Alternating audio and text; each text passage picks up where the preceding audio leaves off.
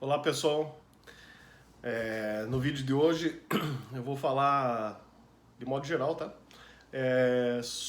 Um pouquinho sobre educação, a educação formal, tá? Sobre um pouquinho os sistemas escolares aqui no Canadá, comparando um pouquinho com o Brasil, talvez um pouquinho com a Alemanha. E o que eu, como pai e como pessoa, pretendo transmitir e deixar para minha filha.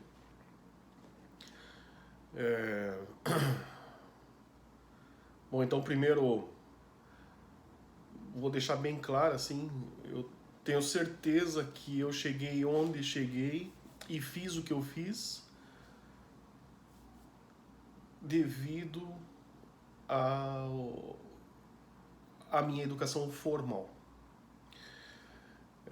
Educação formal aí eu quero dizer o colégio que eu frequentei, as faculdades que eu frequentei, os cursos que eu fiz de extensão, de complementos, cursos técnicos, enfim, tudo, tudo que eu tive que estudar, tudo que eu tive que fazer formalmente me ajudou a me trazer aqui e me tornar a pessoa que eu sou. É óbvio que nós somos resultado do que nós fazemos, né? Obviamente a gente vai se moldando com o passar do tempo, vai se adaptando a certas coisas, às vezes impondo outras, mas enfim. Então, com relação ao sistema de ensino aqui no Canadá, só para vocês terem uma ideia, ela é básica, assim, não é muito complicado. Ele tem um sistema baseado em níveis, vamos chamar assim, como em todo o mundo, né? Então a criança ela vai pro primário, ela entra no primário e aí ela tem 6 anos de primário. Bom, outra coisa, eu vou falar da educação, eu falei Canadá, mas é basicamente aqui do Quebec. Talvez seja um pouquinho diferente no Canadá inglês. Mas a criança ela tem 6 anos de primário. Então a Manu, por exemplo, agora está indo para o sexto ano, para a sexta série, como for chamar aí. Ou seja, é o último ano de primário dela, 6 anos. No outro ano, em 2021-22, porque aqui o ano letivo começa no meio do ano, porque a gente tem a inversão de estações, né? Então a gente está passando agora as férias de verão, então o ano começa depois das férias de verão, então em setembro. E aí, em 21, 22, ela vai para o primeiro ano secundário. E aí ela vai ter 5 anos de secundário. Então, de estudo obrigatório aqui no Canadá, são 11 anos pelo menos. Todas as crianças têm que ser matriculadas, senão, se você tem uma criança, mas a criança não está indo para a escola, o governo vem atrás. Tá? Então, são 11 anos de estudo. Aí depois você tem um curso que eles chamam aqui, é o CEGEP, é como se fosse uma escola técnica, vamos chamar, de formação, que vai te dar uma base para a universidade. E essa escola técnica ela tem uma duração de 3 anos. Então, quando você termina o CEGEP, você está com 14 anos de estudo. E depois disso, lógico, aí você decide se você quer ir para faculdade ou não. Mas pelo menos você tem mais 4 anos de estudo. Então você vai ter um total de 18 anos formais de estudo, assim, um nível básico. Ou seja, quem escolhe esse caminho tem 18 anos de estudo formal. No Brasil, salvo engano, você tem até a nona série, se eu não me engano, de primeiro grau. Aí depois tem mais os 3 anos de segundo grau, 12 anos. E aí você presta o vestibular ou você vai fazer um curso técnico. E aí, vamos dizer que cada curso dure, sei lá, pelo menos 3 a 4 anos. Então você vai ter 12 mais 4, 16 anos. Então, comparando com o Canadá, as crianças estudam de uma maneira formal 2 anos a menos, em regra. Ok? Eu não estou contando aí mestrado, doutorado, nada, porque aí depois é a decisão de cada um. Na Alemanha, o sistema é bem complicado.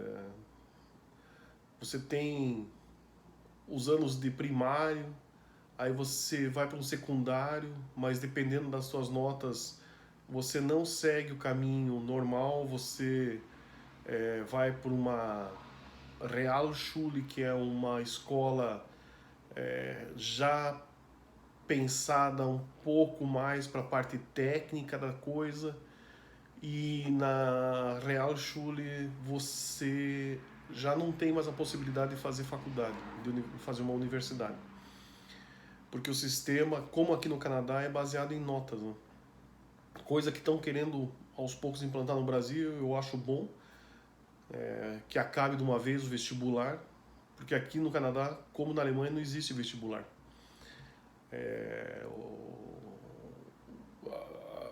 O prosseguimento dos estudos na universidade dependem, e outros níveis anteriores, depende das notas que você tem anteriormente. Então, a Manu, para ela fazer agora o secundário, óbvio, ela vai fazer um teste, mas é porque ela quer entrar numa escola que tem um programa especial. Se ela fosse entrar no nível normal, aí ela não precisaria fazer esse teste. Como ela precisa, como ela quer fazer essa escola, que é um pouco mais difícil, eles selecionam as crianças. Mas depois, para você entrar na universidade, você não faz vestibular, você escolhe o curso e você aceita ou não, devido ou em razão das notas que você obteve durante o ensino primário e secundário. E CEGEP também. Bom, como eu falei no começo, eu tô onde eu tô e eu cheguei onde eu cheguei, obviamente que devido às formações, porque obviamente o mundo é baseado nisso ainda, então não importa, isso não mudou ainda, tá? O mundo é baseado em diplomas, em formações, etc. Aí você vai falar, Peter, mas o Google não é bem assim, não sei o que. Não é bem assim o que?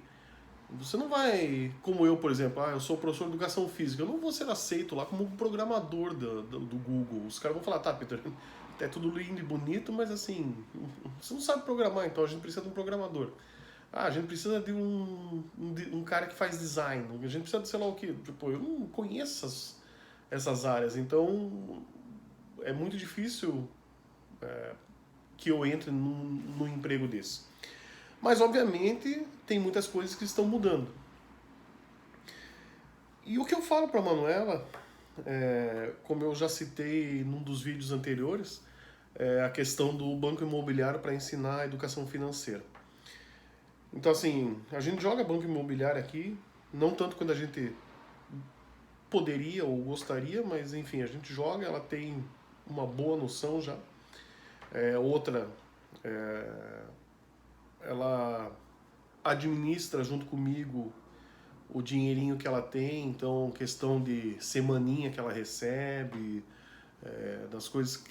das tarefas que ela faz, ela ganha um dinheirinho para isso.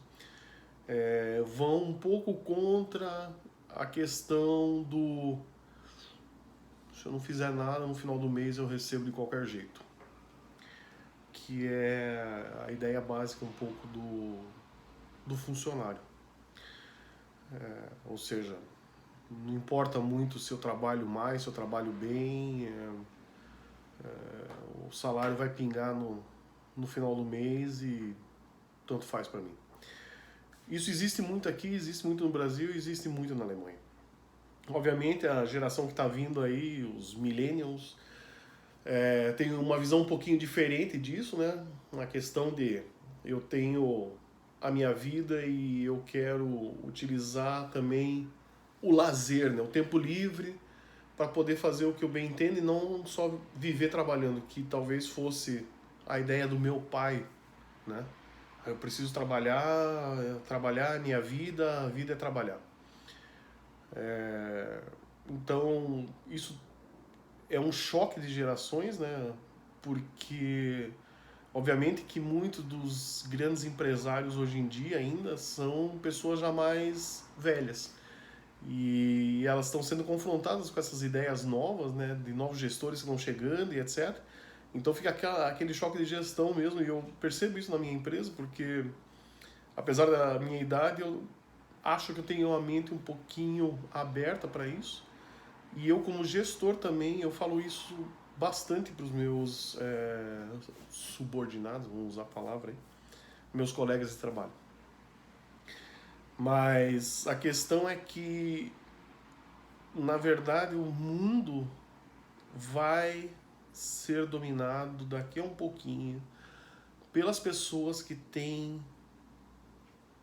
uma maior capacidade de empreendedorismo.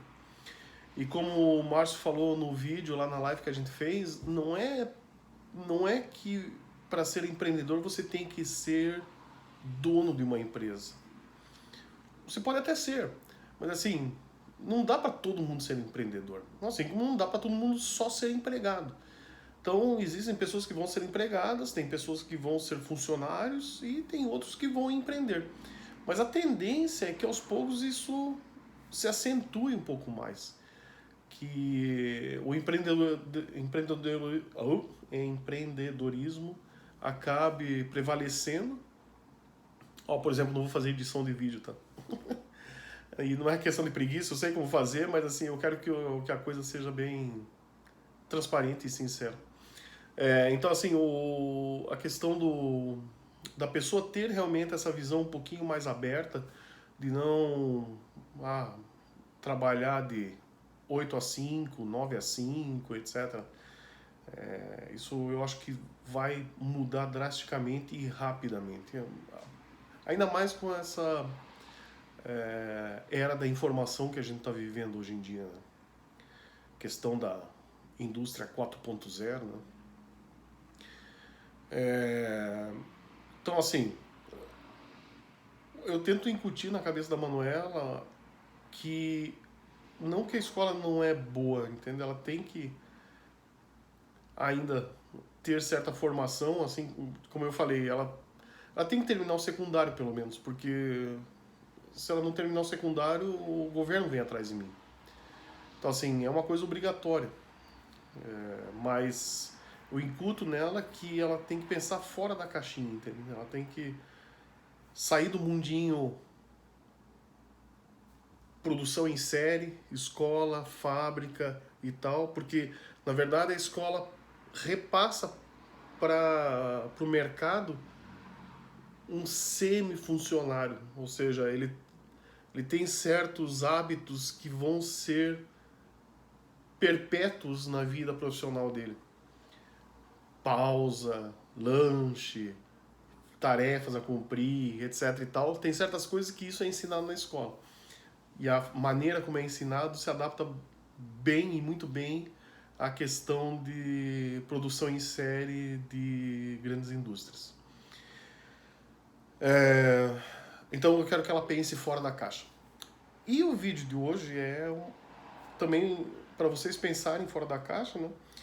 Porque o que eu percebo, uma coisa que assim, que eu falei da minha formação, mas eu tenho certeza que se eu não fosse a pessoa que eu sou, que eu me considero extrovertida, comunicativa, eu com certeza eu teria tomado outros rumos, com certeza. Aquele chamado efeito borboleta, né? Você faz uma coisa diferente, o futuro muda drasticamente. Então a questão é que eu associei certas qualidades e eu não tenho todas as qualidades, eu tenho mais defeitos do que qualidades. mas eu tentei agrupar minhas qualidades de modo que eu pudesse me beneficiar delas. E o meu pensamento como gestor, por exemplo, é não de chegar, por exemplo, eu tenho um funcionário que ele tem uma excelente qualidade em negociação, mas ele é introvertido. Introvertido no trato com colegas, etc. Então, assim, a minha preocupação não é tanto fazer com que ele se desenvolva nesse aspecto, o cara tem que ser mais extrovertido, mas sim trabalhar a força que ele tem. Porque é o que ele tem de melhor, entende?